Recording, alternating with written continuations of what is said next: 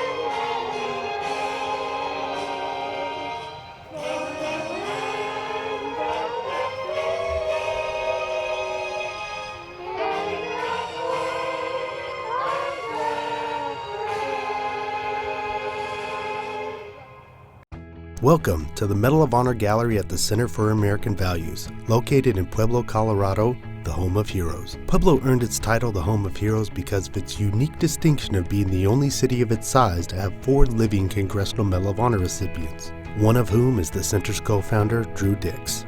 At the entrance of the center stands the World Trade Center Steel Memorial, donated by the New York City Fire Department in 2012. This powerful blend of art and history stands as a constant reminder that Colorado will never forget.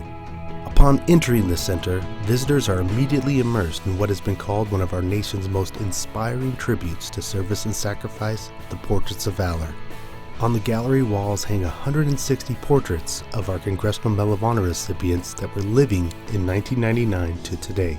The center is proud to be the only location the public can view this inspiring collection and is one of only 2 locations which it is held, the other being the Pentagon. Many visitors are familiar with the Medal of Honor, but few realize its rarity. Just over 3,500 have ever earned our nation's highest award for heroism.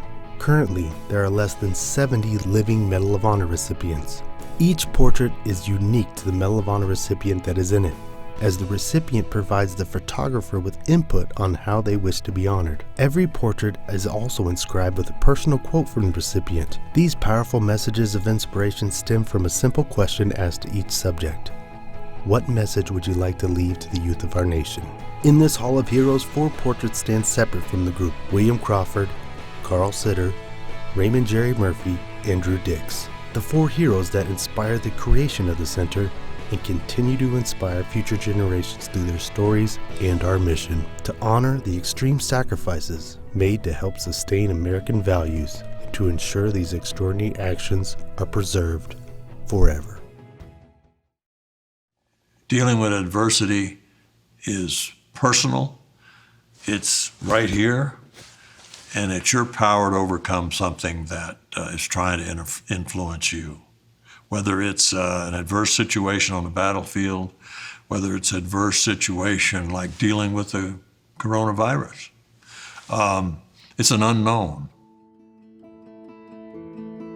The Center for American Values is a nonprofit dedicated to honor the extreme sacrifices made to help sustain America's values and to ensure these extraordinary actions are preserved forever. The center's co-founder, Medal of Honor recipient Drew Dix, aligned the organization to educate youth on the importance of honor, integrity, and patriotism. Upon graduation in 1962, he enlisted in the Army at age 17. After serving 3 years with the 82nd Airborne Division, he was accepted into the Special Forces In 1967, Green Beret Drew Dix was assigned to the Central Intelligence Agency. As the lone American, Dix commanded Chinese, Cambodian, and Vietnamese mercenaries in unconventional warfare operations. During the Tet Offensive of 1968, Dix led a small contingent of troops in a harrowing 56-hour battle with 2 Viet Cong battalions. The action earned Dix the Congressional Medal of Honor. He is one of 4 Medal of Honor recipients from Pueblo, Colorado. When I was young like you, there was not too many people that could tell me anything. And I know you can understand that, and I don't expect you to believe everything I'm saying now. But I do think that there's a time when you will know what I'm talking about, because when you get older, you're not smarter, you're just experienced and you're wiser. And whether you're a teenager in the 40s, a teenager in the 60s, 80s, 90s, or now in the 2020, we're the same. What we strive for is the same.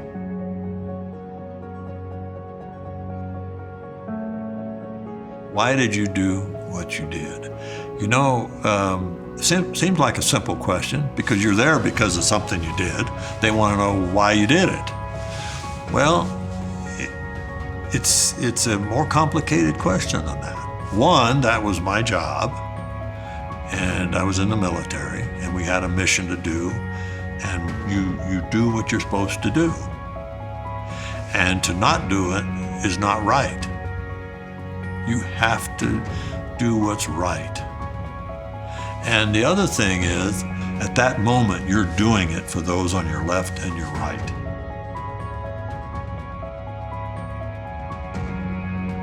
You become a patriot when you believe in the country that you belong to. That you're not just a consumer, that you are part of making it better. Not different, just better. Because we always have to strive to make ourselves, our country, and our family better.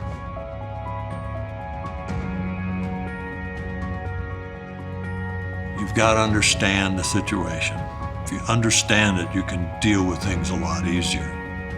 If you make a decision on just what someone tells you, you're going to have a harder time with it, because maybe they're dealing with adversity by sharing their fear with you and encouraging you to join them. You have a mind, you have a brain. You should be able to decide what's right or wrong. And pretty soon, if you start believing this way only because you believe you're supposed to believe this way, then someday you're going to have a confrontation with what's right or wrong. Look for the facts. Make your decision based on facts, not just what someone tells you that it could be, what it may do. Sure, we don't know. We don't know what's going to happen. But if you just do the best you can to overcome it and overcome the void in knowledge, you're going to deal with it fine.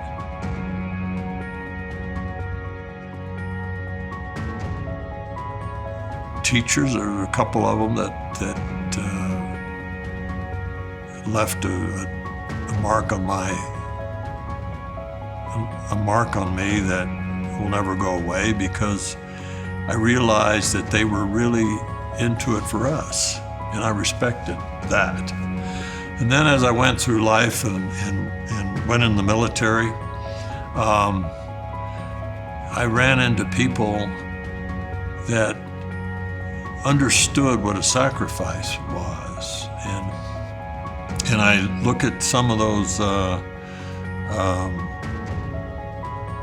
people I worked with, the indigenous people, the Vietnamese, the Chinese. I've got a couple in mind that are truly my heroes, because under great odds, they stood up for what they believed in, and we fought together.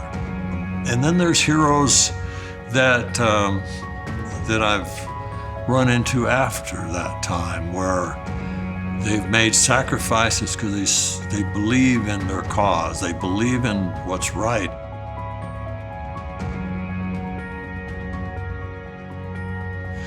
Look to the future in a positive way. Decide what it is you like to do and balance that to what you know you are capable of doing. You have the greatest opportunity now to be successful. So look at this as the best opportunity you will ever have.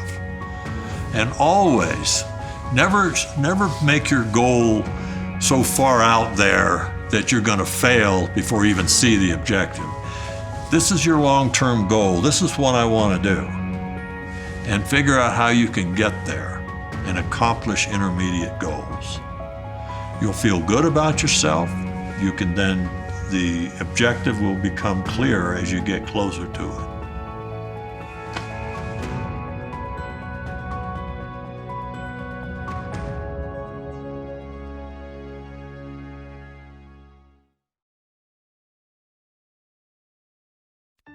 I was very, very fortunate to have gone to nursing school and then decided to join the military, and it was the best thing I ever did.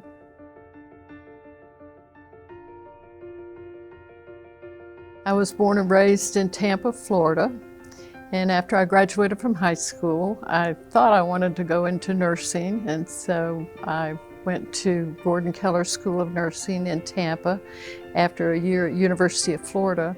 Decided that place was too big, so I went back to Tampa to nursing school there, which was a 3-year program at the time.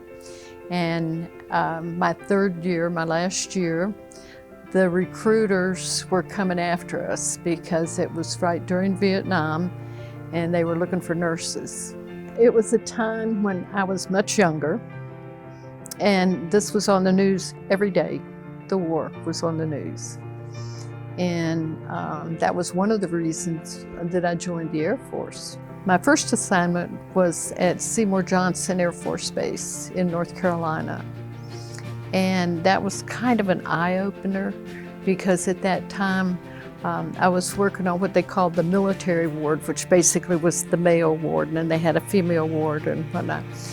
And so I took care of a lot of pilots because it was a big fighter base at the time. And so just listening to them and being around them at the officers club and whatnot, I kind of knew then that, you know, it could be more challenging than what I had expected to begin with. They were getting plane loads of patients from Vietnam at that time, you know, guys that had orthopedic problems, broken backs, broken legs. We had a very, very active orthopedic unit there. And I kind of took a deep breath then and thought, you know, that it really made me more interested in going to Vietnam. That's what I wanted to do, that if the people down in assignments were looking for more nurses to go, you know, I'd certainly like to go. And back when I had been stationed at Seymour Johnson, they had sent me to the flight nurse program, but I could still go over there and work in a hospital if they needed that. But I was very, very lucky and got an assignment to go over there as a flight nurse. I really never liked to fly, and I always got airsick when I flew.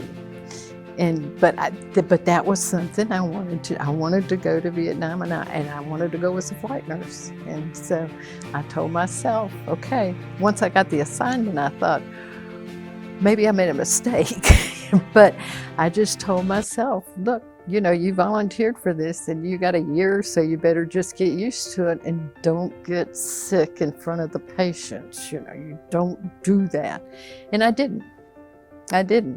Now you put me on a plane, it might be a different story, but at that time, no. I had training on about 4 flights when I first got over there. And it was good because everything they were doing, they don't do other places, because we were able to get away with doing things that, you know, say like if you flew into a place and say they had way more patients for you to take than what you had room for on the aircraft. We'd move people around and we'd take them anyway. In the States, you would never do that. A litter patient is one that is laying on a stretcher made out of canvas with two poles holding it together. And that's what we called our litter patient. And those were people that couldn't walk for one reason or another. Either they were unconscious, or maybe they were burned badly, or maybe, they had an amputation or whatever. But for some reason, they couldn't walk to get on and off the plane. They were just so brave. And they were, sometimes as nurses, we say, we'll get patients in the hospital. And I hate to say this, but a lot of times it's men that are whiners. Not all the time, by any stretch, but if there's going to be a patient that's going to whine, it's going to be a guy. But these guys didn't do that. We never had a whiner. I mean, they were always so grateful for the fact we were getting them out of there. I always thought, I wish I could keep up with them and find out how they're doing, how they recovered. For a while, I did keep notes on, names of some of them, and I did keep that for a long time, but I knew that wasn't going to be possible. To me, each day was a challenge. And I thought, I volunteered, I begged to go over there. I begged. That's what I wanted to do. And I thought, well, now that I'm here, I better keep my mouth shut and do what I'm supposed to do and don't complain about anything. I got here and doing what I wanted to do, and I was always grateful that I had that opportunity. I felt lucky. Now, you talk to some of the Army guys that were on the ground over there and tell them you felt lucky for being over there. They think you were nuts.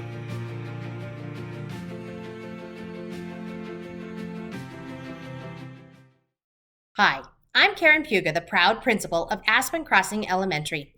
I am excited to introduce you to our student winner, Roman Muzica. Roman is currently a 4th grade student at Aspen Crossing who has demonstrated his passion for our country and our United States military. Roman comes from a family who served in the Russian Army. In 2nd grade, he became a United States citizen, and since then, he has set his sights on joining the United States military, specifically the Special Forces. I am sad that you won't be able to meet Roman in person. You would be impressed by this stellar young man. Congratulations, Roman. I'm really proud of you. Hello, I would like to nominate 3rd grader Austin Sprague. Austin is a student at Fox Hollow Elementary School, an older brother and a son to a United States soldier. Austin's dad, Brian Sprague, is currently deployed in Africa. Austin takes pride in talking about his dad and military life. He brings military books to school, wears military camouflage colors, and writes letters to his dad during independent writing time. On Veterans Day, his 3rd grade class got to do a Zoom meeting with his dad and another veteran to ask questions about what it means to be a soldier. I am very excited that Austin will get to be a part of this opportunity. Congratulations, Austin. Hello, I'm Casey Smith, Assistant Principal at West Middle School. Our Veterans Day student nomination goes to Ryder Worth, 7th grade student here at West. Ryder is a member of the Civil Air Patrol Dakota Ridge Squadron, which is a nonprofit organization that helps kids 10 through 18 learn about the military. He has lots of family members who are veterans, including his great-grandfather, who was a pilot in World War II. Ryder also shared an interview with a veteran for our West Middle School 2020 virtual presentation.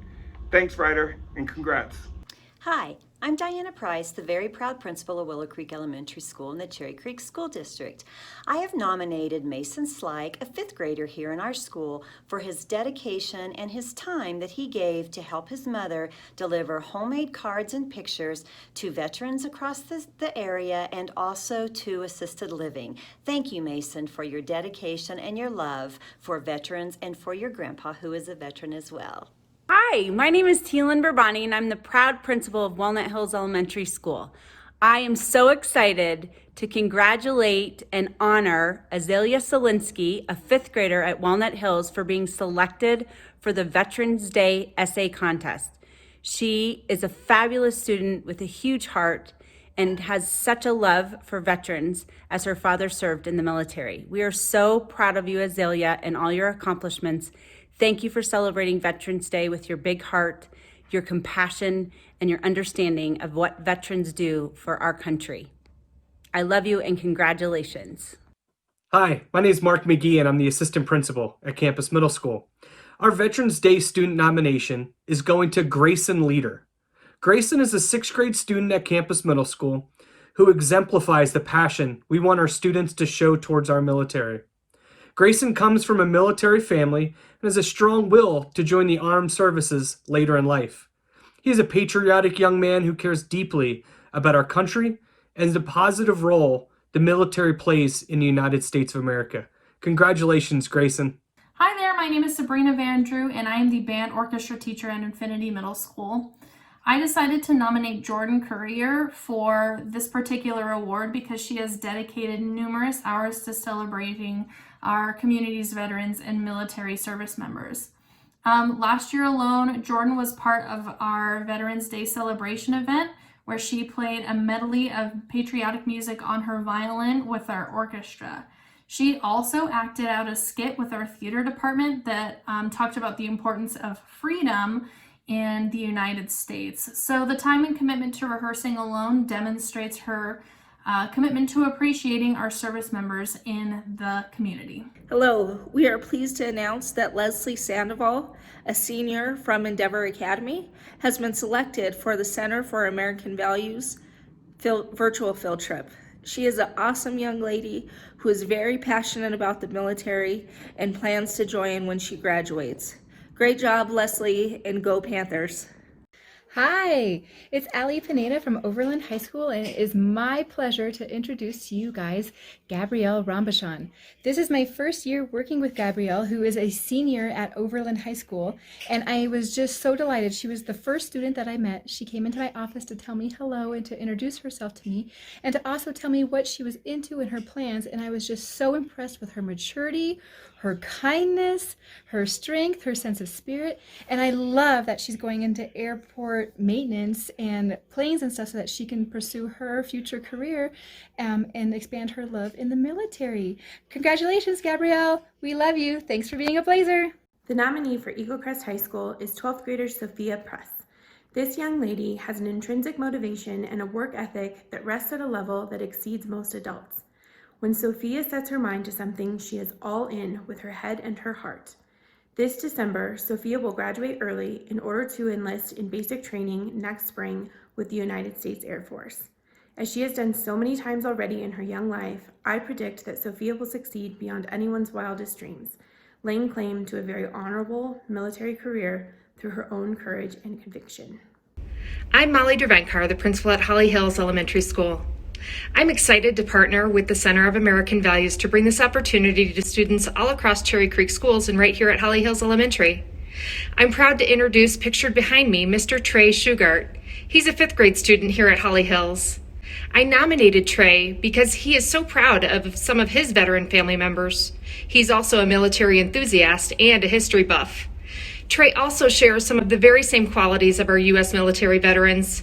He's bright and inquisitive. He has a strong work ethic, he's a problem solver, and he's always kind and respectful to others. Congratulations, Trey, on this nomination and this selection. We are so excited for you and proud of you here at Holly Hills Elementary. Enjoy your experience. Hello, I am so excited to have nominated Grayson Goodwin. Grayson is a 2nd grader at Polton Community Elementary School. Grayson has a very strong relationship with his grandfather, Daniel P. Goodwin.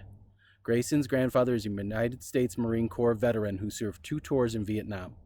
Finally, after more than 50 years later, Grayson's grandfather was officially presented with his Purple Heart and other awards for his service in the United States Marine Corps.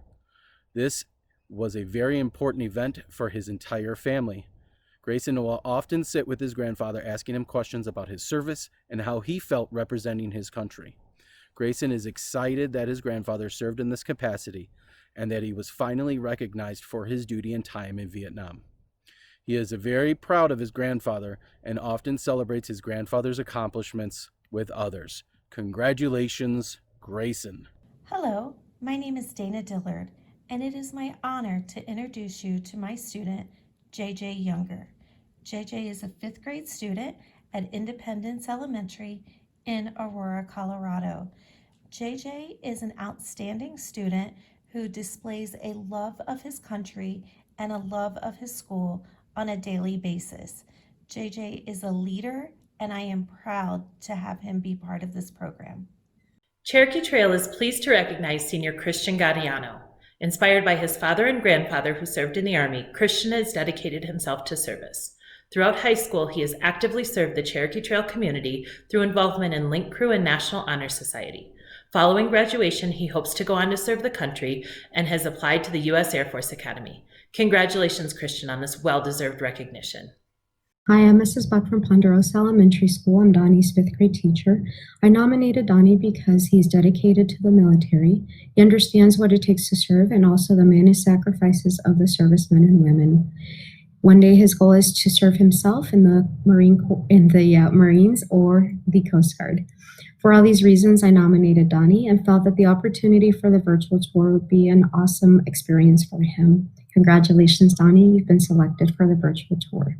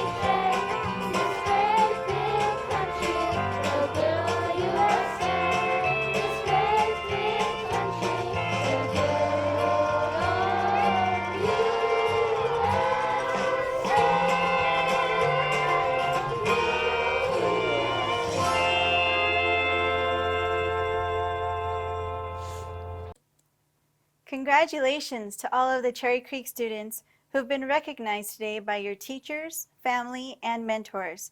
Your hard work, commitment, and passion for the veteran community, along with your dedication to your own education, has been acknowledged and recognized. The best part of receiving this type of award is that you may not have even known about it. All of you will be receiving the Medal of Honor Quotes Book that is a compilation of inspiring quotes from Medal of Honor recipients. Keep this with you in your backpack or your bedside or wherever you do homework, and sometimes thumb through it as a reminder of motivation, encouragement, and it's going to help you to keep working hard. In addition, elementary students will receive the book called Granite Book, which is about never giving up or quitting through hard times. It's a story of the sled dog named Granite. Middle school students, we know you will enjoy this book. It's Live a Thousand Years, a really good guide to help students live a more meaningful and happy life. And high school students, you're going to receive The Rescue of River City. It's the story of one of the Colorado heroes, Medal of Honor recipient Drew Dix. It's about heroism, confidence, and definitely staying the course. Thank you again from all of us at the Center for American Values for your continued commitment to your education and to your community. Keep making us proud.